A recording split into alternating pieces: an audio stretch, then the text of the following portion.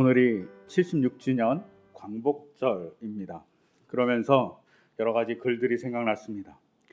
그 중에 제가 읽어 드릴 글은 1941년 장로회보라는 기독교 잡지에 어떤 목사님이 게재한 글 중에 일부입니다.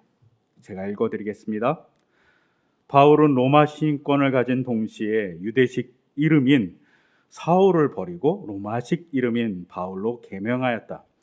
그가 동시에 로마 영토 내에서 전도 운동을 하려 함에 계명의 필요를 느꼈던 까닭이다. 그와 같이 우리 반도인 등도 미나미 총독각하에 의하여 창시 계명하게 되어 당당히 일본 국민의 갖춘 이름을 가지게 되었으니 얼마나 감사한 일이냐. 그리스도를 위하여 민족주의도 버리자. 우리의 과거 생활도 버리자. 창시는 우리의 나갈 길을 얻어준 것이다. 라고 어떤 목사님이 글을 게재했습니다. 이 글을 듣는 순간 어떤 분은 이게 대체 무슨 말인가 하고 싶어 하신 분도 있고, 어떤 분은 정말 이 글이 목사가 쓴 글인가 싶을 정도로 충격을 받으신 분도 계실 수 있습니다. 저 개인적으로 이분이 누구인지도 알고 어떤 분인지 알지만 사실은 이름을 밝힐 수 없습니다. 왜냐하면 너무나도 부끄럽고 이분이 목회했던 교회의 성도들이 엄청난 상처를 받을 거라고 생각하기 때문입니다. 그래서 이름을 밝히지는 않습니다. 이 글의 내용을 좀 설명하면 이렇습니다. 1910년부터 1945년까지 일제는 조선을 강제 병합해서 식민화했습니다. 그러면서 일제가 점점 마을로 갈수록 한민족의 특성을 말살하고 싶었습니다. 그래서 1940년 2월 11일부터 8월 10일까지 조선인들의 이름을 일본식 이름으로 바꾸라고 요구했습니다. 그리고 신청하라고 얘기했습니다. 일명 창씨 계명입니다. 성을 씨로 바꾸는 겁니다. 그런데 1940년 5월까지 내가 창씨를 하겠다라고 신청한 가구 수가 전체 가구 수의 7.6%밖에 되지 않았습니다. 그러자 일제는 강제로 창씨하게 만듭니다. 근데 강제로 창씨하는 여러 가지 방법 중에 아이들을 동원하는 방법이 가장 치졸하고 잔인했습니다. 여러 내용이 있지만 그 중에 이런 내용이 있습니다. 창씨를 하지 않은 사람의 자녀에 대해서 각급 학교의 입학과 진학을 거부한다. 학교 차원에서 거부할 경우 해당 학교는 폐교한다. 무섭죠. 아이들이 학교를 다닐 수 없는 겁니다. 창씨를 하지 않으면. 또한 아동들을 이유 없이 질책, 구타하여 아동들의 애원으로 부모의 창씨를 강제한다. 교사가 아이를 이유 없이 때리는 겁니다. 그리고 질책합니다. 그를 통해서 창씨하게 하는 겁니다. 이름을 한국식, 조선식 이름, 우리가 갖고 있는 그 이름을 일본식 이름으로 바꾸라는 겁니다. 또한 창씨를 하지 않은 사람은 공사기관에 채용하지 않으며 현직자도 점차 해고 조치한다. 다만 일본식 C명으로 창씨 계명한 후에는 복직할 수 있다. 엄청난 유혹이죠. 또한 행정기관에서는 창씨를 하지 않은 사람의 모든 민원 업무를 처리하지 않는다. 민원을 할 수가 없는 겁니다.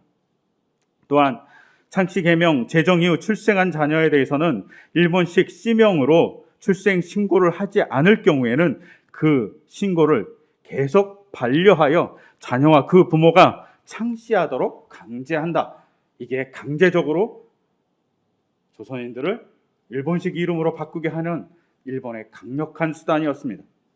더불어서 이 수단과 더불어서 어떤 일을 했냐면 유명인이나 영향력 있는 사람을 동원해서 그 사람이 창씨 계명하게 해서 덩달아 창씨 계명하게 하는 일들을 벌입니다. 그 중에 대표적인 사람이 우리 유명한 소설인 무정이란 소설을 쓴 춘원 이강수가 다음 같은 길을 매일신보에 게재합니다. 춘원 이강수입니다. 내가 가야마라고 씨를 창설하고 미스로라고 일본식 이름으로 계명한 동기는 황송한 말씀이나 천황, 엄영과 독법을 같이 하는 씨명을 가지자는 것이다. 나는 깊이 내 자손과 조선 민족의 장래를 고려한 끝에 이리 하는 것이 당연하다는 굳은 신념에 도달한 까닭이다. 나는 천황의 신민이다. 내 자손도 천황의 신민으로 살 것이다. 이강수라는 씨명으로도 천황의 신민이 못 될 것은 아니다. 그러나 가야마 미스로가 좀 더 천황의 신민답다고 나는 믿기 때문이다. 그래서 나는 창씨 계명을 했다고 춘원 이강수가 밝힙니다. 창씨 계명을 막 독려하는 거죠. 그리고 그 유명한 사람들 중에 또 어떤 사람들, 영향력이 있는 사람들이 어떤 사람들이 있었냐면 바로 종교인들입니다. 일제강제가 없던 시대에도 창씨 계명이 있었습니다. 우리나라 조선시대에 가장 먼저 창씨 계명을 한 사람은 이동인이라는 사람입니다. 이동인이라는 사람은 아사노 도진이라는 이름으로 계명합니다. 이 이동인이라는 사람은 승려였습니다. 승려로서 가장 먼저 영향력을 불교에 막 끼치면서 창씨 계명을 하라고 얘기했던 것이죠. 그리고 기독교 안에도 목사님들 중에서도 창씨 계명에 동원한 사람이 있었고, 제가 가장 먼저 읽어드렸던 그 길은 어떤 한 목사가 창씨 계명을 사도 바울의 이름을 계명한 것을 빗대어서 계명하자고 얘기한 겁니다. 사도 바울이 옛날에는 사도 사울이었습니다. 그런데 그가 이방인의 사도가 되었을 때 바울이 되었다고 하면서 기독교인이 전도에 힘쓰기 위해서는 일본식으로 이름을 바꾸자 이렇게 얘기한 겁니다.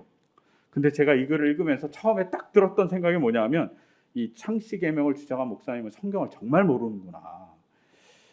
이거 심각하다. 왜냐하면 사도행전 22장 28절에 보면 바울은 나면서부터 로마인이라고 얘기했습니다. 즉 바울은 나면서부터 로마식 이름을 가진 거죠. 창씨 계명을 한 게 아니라 이름이 두 개였던 거예요. 로마식 이름이 있었고 유대식 이름이 있었던 거죠. 즉 우리가 어떤 사람이 영어식 이름이 있고 어떤 사람이 한국식 이름이 있듯이 이름이 그냥 두 개였던 것뿐입니다. 근데 그것을 빗대서 창씨 계명을 했다고 말도 안 되는 설교를 혹은 글을 쓴 것이죠. 이 목사님은 자기 마음대로 성경을 끼워 맞춰버린 겁니다. 정말 부끄러운 과거죠. 목사로서 부끄럽죠. 그런데 제가 이 창씨 계명을 독려하거나 찬상했던 목사님들의 글을 쭉 읽다가 처음에는 엄청난 분노와 부끄러움을 느꼈습니다. 그러다가 제가 그 당시 목사였다면 어땠을까 한번 생각해 보았습니다. 비겁한 저는 아마도 무서워서 혹은 일제의 강력한 군대에 대해서 절망함으로 혹은 그 당시 일제의 엄청난 문화와 발전 그리고 어마어마한 건물과 여러 가지의 많은 문화적인 모습을 보면서 좌절하면서 바꿨을지도 모르겠습니다. 혹은 일제가 강력한 수단을 통해서 자녀들의 교육을 막았던 것을 보면서 자녀 교육을 시켜야 된다는 미명하에 창씨 계명을 했을지도 모릅니다. 혹은 교회를 폐쇄하지 않기 위해서 그 미명하에 창씨 계명을 했을지도 모르겠다. 이렇게 생각해 보았습니다. 무서운 것이죠. 그런데 이런 목사님들과 달리 독립운동을 그리고 창씨 계명을 하지 않은 많은 목사님들이 계십니다. 그리고 엄청난 고난을 당하시기도 했습니다. 그 일제시대의 목사님 중 독립운동을 했던 많은 분들 중에 손정도 목사님이라는 분이 계십니다. 이 목사님이 1909년 대도라는 잡지에 한국교회 세력의 낙론함이라는 글을 씁니다. 그리고 이 글에 다음과 같이 밝히고 있습니다. 금일 한국 청년 전도자들이 마음에 용력 있게 일어난 생각은 네가 하나님의 권능을 대적하리요. 로마 황제 네로가 교회를 백방으로 핍박하였으나 교회에 해받은 흔적도 없느니라.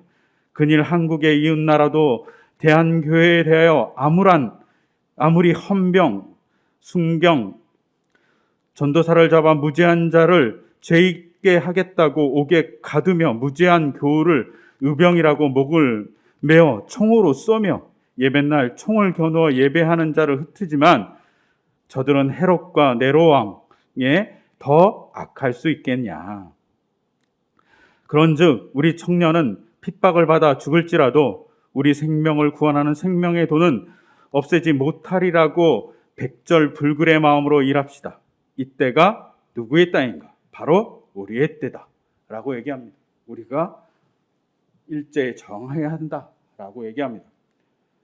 그리고 손동동 목사님은 1910년 한일 강제 병합이 일어났을 때 다음과 같이 얘기합니다. 이런 어려운 때일수록 우리는 예수님을 의지하며 살아야 됩니다. 독립을 위해서 일해야 됩니다 라고 설교합니다. 이렇게 막 설교하고 독립을 위해서 열심히 손동동 목사님이 일하니까 1912년 하얼빈에서 가츠라 타로의 암살 사건을 모의한 일이 벌어집니다. 그런데 사실은 이 암살 사건은 일본이 조작한 사건이었습니다. 이 사건을 통해서 일본 총리 가츠라 타로를 암살하려고 모의한 사람들을 가짜로 만듭니다. 그 중에 한 명이 손정도 목사님이셨습니다. 특히 독립운동을 하고 독립하자는 얘기를 설교 강단에서 많이 얘기했던 목사님들을 다 잡아서 고문하기 시작합니다. 그리고 손정도 목사님도 3개월가량 고문을 받습니다. 그 기록에 의하면 고문 당시 고침물을 얼굴에 붓고 대나무와 가죽매로 난타하고 불에 달군 죽침으로 찌르고 빨가벗겨서 추운 날 문 밖에 내쫓아서 냉수를 껴줬다고 합니다. 그러면서 손동도 목사님이 이렇게 얘기합니다. 물고문과 비행고문이 가장 견디기 힘들었다. 그 당시 목사님은 몸이 떨리고 이가 갈렸다라고 기록하고 있습니다. 그러면서 또 한 가지 기록을 남깁니다. 그때 자기의 마음입니다. 이 가츠라 타로를 암살하겠다고 한 그 사건이 가짜였기 때문에 손정도 목사님이 고문을 받고 네가 암살 계획을 시도했지라고 계속 얘기하면서 증언하라고 할 때 손 목사님이 이런 마음을 회고하면서 회고글을 하나 써놨습니다. 뭐라고 써놨냐면 견디다 못하여 없는 일이라도 있다고 자백하여 이 연옥의 고처를 면할까 하는 약한 심사도 한두 번이 아니었어. 그러나 양심을 속임은 신앙생활의 금물이라 그리스도의 이름만 부르짖기를 실로 수없이 하였어. 너무 고문이 3개월 동안 심하니까 자기가 가츠라 타로를 죽이려고 했다라고 거짓 고백하고 싶었다는 것이죠. 하지만 3개월 동안 그 고백을 하지 않았다고 합니다. 그리고 여러 가지 사건을 통해서 목사님을 어떻게든 감옥에 가두고 싶었고 일본은 목사님을 진도로 유배 보냅니다. 그래서 손정도 목사님 우리나라 최후의 유배자가 됩니다. 진도에서 1년 동안 유배당합니다. 그리고 다시 돌아와서 교회에서 사역을 하면서 똑같이 계속 독립에 대한 얘기를 합니다. 그리고 손정도 목사님의 제자 중 우리가 잘 아는 분이 있습니다. 영원한 누나인 유관순 열사가 바로 손정도 목사님의 제자입니다. 이 목사님이 1919년 3.1 운동은 하지 못하고 상해에서 임시정부를 만들기 위해서 일하십니다. 그리고 열심히 일하고 재정을 담당하십니다. 그런데 기록이 별로 남아있지 않습니다. 왜냐하면 재정을 담당하는 사람의 이름이 남으면 여러 가지 어렵기 때문에 자기 이름을 남기지 않습니다. 은밀히 재정을 조달하기 때문입니다. 그러다가 1920년 베이징에서 열린 미국 감리감독교회 동아시아 총회에 가서 독립을 위해서 열심히 일합니다. 그러다가 선교사들이 도와주면 좋겠다고 해서 선교사들에게 식사 대접을 합니다. 그리고 그 식사 대접한 경비가 좀 많이 들어서 모금해서 선교사들을 대접한 것이죠. 그런데 이 임시정부의 손 목사님을 안 좋게 보던 사람들이 손 목사님을 오해하고 그리고 비난하고 그리고 누명을 쓰입니다. 이 일로 인해서 음해를 당한 손 목사님은 공금유용죄로 조사를 받게 됩니다. 그때 조사한 사람이 도산 안창호 선생님입니다. 다 조사하고 국내 후원자도 다 조사하고 여러 가지 과정도 다 조사했습니다. 그리고 도산 안청화 선생님이 결론을 내리죠. 무혐의 처리합니다. 이 과정에서 손정도 목사님은 가장 큰 상처를 받았다고 얘기합니다.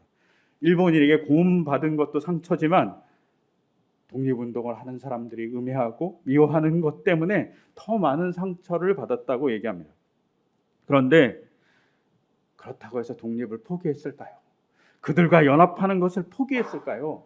그렇지 않습니다. 손정도 목사님이 이런 말을 항상 하셨다고 합니다. 나는 제 몸으로 더러움을 닦아내는 걸레 같은 삶을 살겠습니다. 비단이야 있어도 되고 없어도 되지만 걸레가 없으면 살 수가 없습니다. 그러니 나는 걸레 같은 삶을 살겠습니다. 더러운 것을 닦아내겠습니다. 얘기한 겁니다. 민족의 아픔을 닦아내고 혹은 부패되고 싸우는 더러운 우물 같은 것을 닦아내겠다고 얘기한 겁니다. 내부적인 오해, 일자의 압박에도 희망을 버리지 않고 일을 하신 것이죠. 그리고 그 일을 위해서 중국으로 망명한 많은 조선인들을 모아서 마을을 만들고 독립운동을 하고 또 이상촌이라는 촌을 만들려고 노력했다고 합니다. 손정도 목사님이 이렇게 독립운동을 하려고 노력했던 그 모습은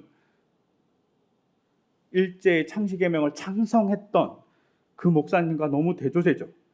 일제의 창시개명을 찬성했던 사람들은 아마도 만약 바로 앞에 독립이 된다고 얘기한다면 1940년 창시개명을 얘기했으니까 1945년에 독립된다고 얘기했다면 창시개명을 하지 않았을 겁니다.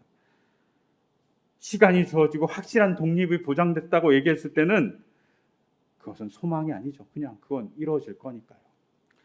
그런데 보이지 않는 것, 오늘 로마서 얘기한 대로 보이지 않는 것을 소망하면서 독립운동을 한 사람들이 있고 그들이 그 소망을 가졌기 때문에 바로 독립운동을 한 겁니다. 독립운동은 독립할 거라는 희망이 전혀 보이지 않을 때 한 겁니다.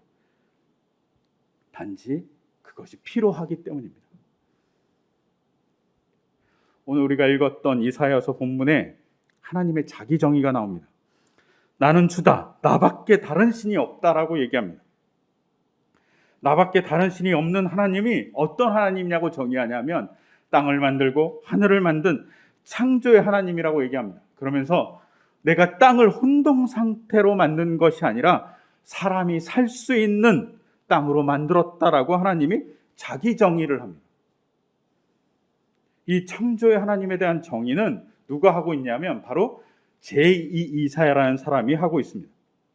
제2 이사야는 어떤 시대에 살고 있었던 사람이냐면 이스라엘이 바벨론에 의해서 침략받아서 주전 586년 혹은 7년에 망하고 맙니다.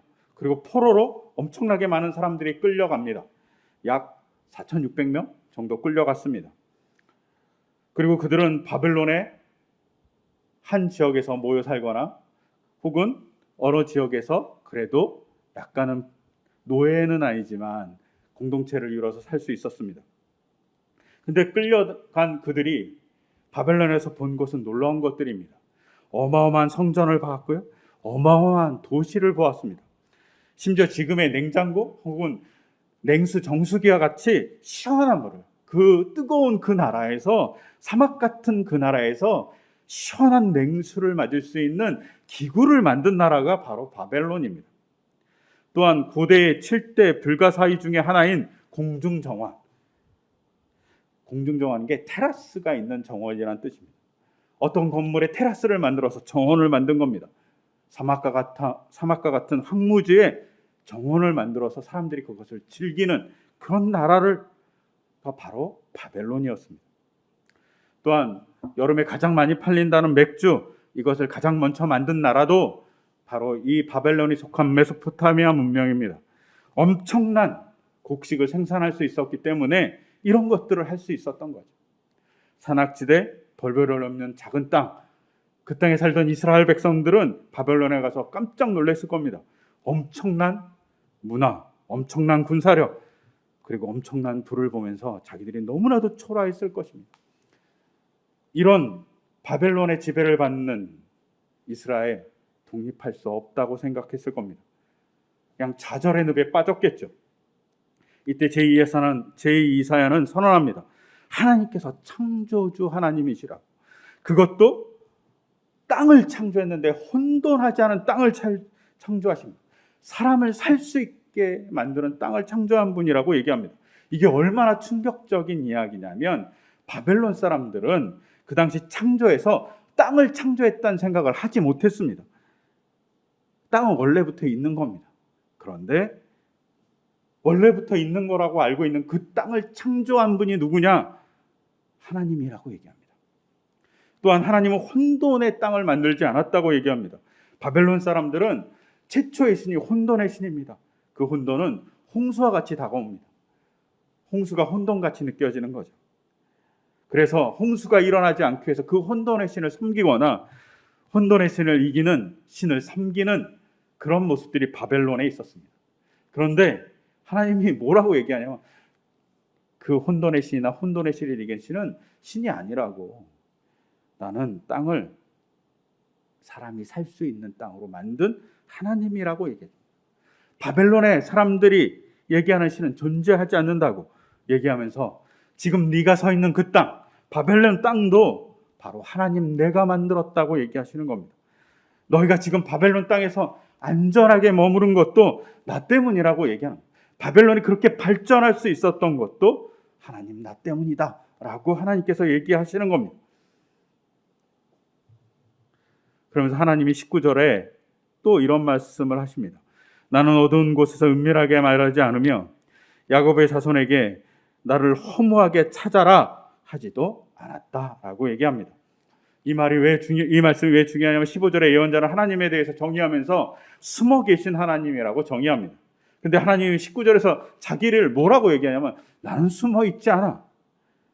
나는 언제나 너희 앞에 있어. 어두운 곳에서 은밀하게 보이지 않는 곳에서 너에게 말하지 않고 너희가 찾지 못하는 허무 안에서 말하지 않아.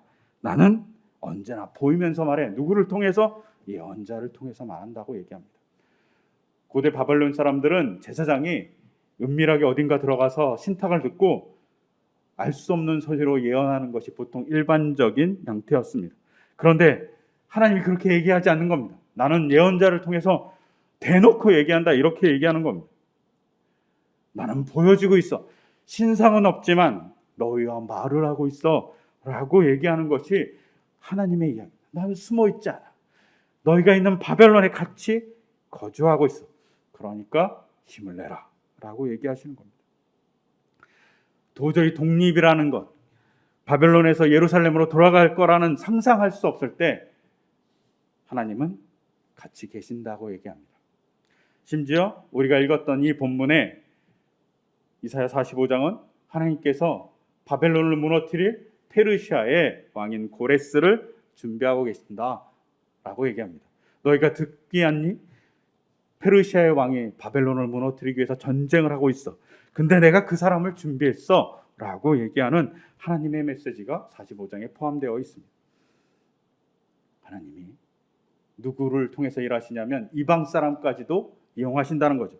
이방의 왕, 그 말은 이방의 왕도 하나님의 도구가 된다는 것입니다.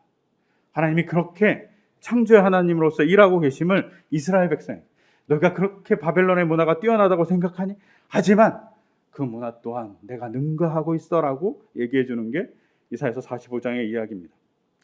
저는 요새 코로나19 바이러스의 삶에서 꼭 포로에 잡힌 혹은 식민의 노예 같은 생각을 하고 있습니다.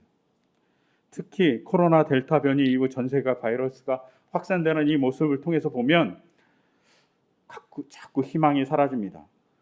어느 정도 되면 잘 될 것 같았는데 백신이 많은 사람에게 맞췄지만 백신을 많이 맞은 나라도 확진자가 늘어납니다. 단지 그래도 다행인 건 백신을 맞은 사람들 중에 사망자가 줄어든다는 겁니다. 그걸 보면서도 답답합니다. 짓눌리고 너무나도 어렵습니다. 그러면서 제2이사가 하나님은 숨어 계신 하나님이다라는 이야기를 하면서 원통해하고 아파했듯이 저 또한 이렇게 하나님께 물어봅니다. 하나님 어디 계십니까? 하나님 숨어서 아무 일도 하지 않고 계시는 것 아닙니까? 라고 이렇게 물어볼 때가 있습니다.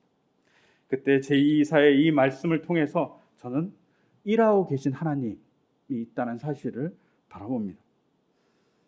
그 일하고 있는 하나님, 그 하나님을 더욱더 잘 보여주는 것이 바로 오늘 읽었던 복음서 마태복음 2장 19절에서 20절의 말씀입니다. 여러분, 예수님이 태어나셨습니다. 그리고 헤롯이 많은 아이들을 죽였습니다. 그 죽음에 도피하기 위해서 예수님은 이집트로 도망가십니다. 예수님이 도망갔기보다는 요셉과 마리아가 예수님을 데리고 도망갑니다. 그리고 오늘 본문에 얘기합니다. 헤롯이 죽은 뒤에 주님의 천사가 이집트에 있는 요셉에게 꿈에 나타나서 일어나서 아기와 그 어머니를 데리고 이스라엘 땅으로 가거라. 그 아기의 목숨을 노리던 자들이 죽었다라고 얘기합니다. 전 이 장면에 목숨을 노리고 찾아오는 헤롯이 어쩌면 우리의 목숨을 노리고 찾아오는 코로나 같습니다. 그런데 하나님은 일하고 있죠. 헤롯이 죽는 것을 보시고 또한 헤롯이 죽을 때까지 아기 예수님을 이집트에서 보호하시는 하나님의 일하심이 존재합니다. 그리고 헤롯이 죽었다고, 예수님을 죽이려고 하는 모든 사람이 죽었다고 얘기하면서 돌아오라고 얘기합니다. 그 일하심에 이들이 모두 죽음이 있습니다. 저는 코로나 사멸되는 이 모습이 이 장면과 비슷하지 않을까 싶습니다. 하나님이 일하고 계시는 거죠. 그런데 요셉이 이집트에서 하나님의 일하심을 보았을까요? 보지 못했을 수도 있습니다. 요셉이 이집트에서 외롭게 있을 때 속으로 내가 왜 여기까지 쫓아왔지? 메시아는 무슨 메시아? 라고 생각하며 좌절했다면 어땠을까요? 그는 천사의 말, 천사의 꿈을 그냥 개꿈이라고 생각했을지도 모릅니다. 하지만 그는 끊임없이 희망합니다. 하나님의 말씀을 가지고 미래를 희망하고 메시아의 꿈을 꾸어가면서 자기 아들 예수를 바라봤을 것입니다. 그러게 일어나서 아기와 마리아를 데리고 이스라엘 땅으로 돌아갈 수 있었던 것이죠. 그 돌아간 땅은 그렇다고 해서 해방이 있고 모든 사람이 자유롭게 다니는 땅일까요? 그렇지 않습니다. 그 돌아간 땅은 로마가 집권하고 있고 헤롯의 아들들이 다스리고 있는 땅입니다. 근데 그것에 돌아갑니다. 알고 있어요. 헤롯은 죽었지만 헤롯의 아들들이 살아있는 그 땅을 가서 예수님이 메시아로서 자라는 일을 누가 하냐? 요셉 그리고 마리아가 합니다. 희망을 꿈꾸기 때문입니다. 그리고 새로운 것을 바라보는 것이죠. 하나님의 역사, 하나님의 도우심을 바라봅니다. 코로나19 때문에 우리는 답답하다고 얘기합니다. 근데 이 속에 우리가 다른 것을 바라봐야 될 아주 중요한 관점이 있습니다. 영국과 독일이 철학이 발달했다고 얘기합니다. 영국과 독일이 철학이 발달한 이유 중에 여러 원인이 있겠지만 야사 중에 이런 얘기가 있습니다. 영국과 독일이 너무 기후가 안 좋아갖고 사람들이 밖에 나갈 수가 없다는 거예요. 그래서 집에 모여갖고 책을 읽고 토론하는 문화가 발달했다는 겁니다. 그러다 보니 철학이 발달했다는 겁니다. 여러분, 우리가 코로나로 너무나도 어렵습니다. 어쩌면 집에 갇혀 있는 그 삶이 괴롭습니다. 근데 그 시간이 어쩌면 영국이, 독일이 날씨가 안 좋아서 책을 읽었던 시간과 그리고 그것을 위해서 토론했던 시간을 통해서 철학이 발전했듯이 우리의 마음도 발전하고 하나님과 만나는 시간도 발전할 수 있습니다. 또한 1665년부터 1666년 영국 런던에 흑사병이 돌았다고 합니다. 이 흑사병으로 18개월 동안 10만 명의 사람이 죽었다고 합니다. 그리고 어떤 한 주는 7,165명이 한꺼번에 죽은 날도 있었다고 합니다. 또한 엎친 데 덮친 격으로 대형 화재가 벌어져서 런던의 80%가 소실됐다고 합니다. 이렇게 런던이 흑사병과 불로 인해서 완전 멸망의 가고 있을 때 사람들은 자신들을 바라봅니다. 그리고 불이 나는 원인이 목적 건물이 많기 때문이라는 사실을 알아갑니다. 그리고 이 런던은 그 이후로 목조 건물이 없어지고 석조 건물로 바뀌었다고 합니다. 조금씩 더 안전을 도모하는 도시가 되어버린 것이죠. 흑사병과 화재가 그들에게 다른 시각을 준 거죠. 우리의 부족한 것이 무엇인지 바라본 것입니다. 코로나도 또한 마찬가지라고 생각합니다. 지구와 우리의 삶에 고민을 주는 겁니다.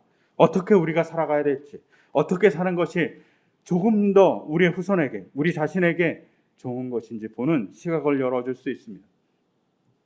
이사야가 바벨론 강가에서 하나님을 창조의 주로 만났습니다.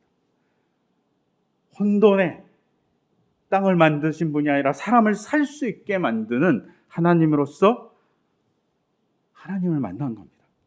새로운 시각이 열린 것이죠. 그래서 이사야서의 시작에서 창조란 말이 예언서에서 아주 중요하게 등장하는 것이 이사야서입니다. 바꾼 것이죠. 희망을 보고 또한 하나님에 대한 새로운 시각을 연 것이 바로 제2사야입니다. 그것에 그렇게 된 이유는 바로 바벨론 강가의 아픔에서 하나님을 찾았기 때문입니다.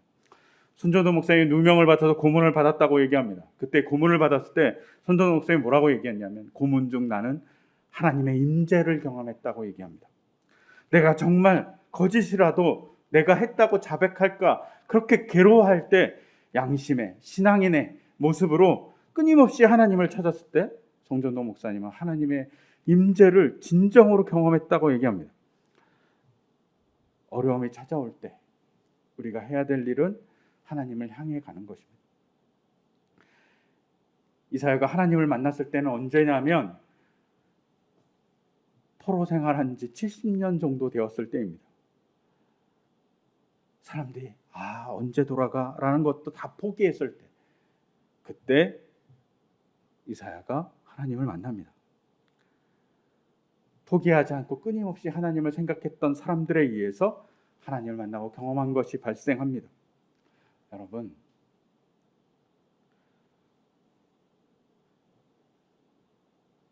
희망이라는 것, 그리고 그것을 갖는다는 것은 정확하게 그것이 있다라는 시점이 주어지거나 그것이 언젠가 올 거라고 확실한 시간이 주어지는 것으로 희망하는 것이 아닙니다. 보이지 않기 때문에 희망할 수 있습니다. 근데 보이지 않을 때 희망할 때 보이지 않지만 일하시는 하나님이 계십니다. 그리고 그 일하시는 하나님을 보고자 노력할 때 하나님이 우리에게 일하심으로 이사야를 만나고 손정도 목사님을 만나듯이 만나주실 겁니다. 그것이 기다림입니다. 그런 기다림을 우리가 갖기를 소망합니다.